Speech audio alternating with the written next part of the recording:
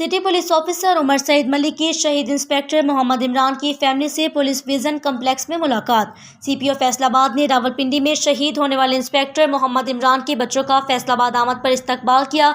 नुमाइंदा Sun TV की report के मुताबिक शहीद मोहम्मद इमरान की फैमिली को सीपीओ फैसलाबाद ने फैसलाबाद पुलिस विजन का विजिट करवाया।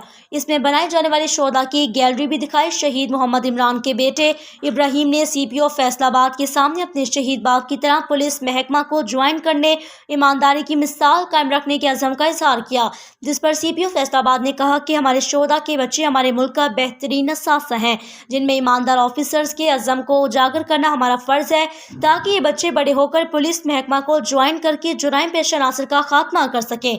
सीपीओ फैसलाबाद ने शहीद इंस्पेक्टर मोहम्मद इमरान के बच्चों के साथ वक्त गुजारा, इन्हें तहाइफ पेश किए।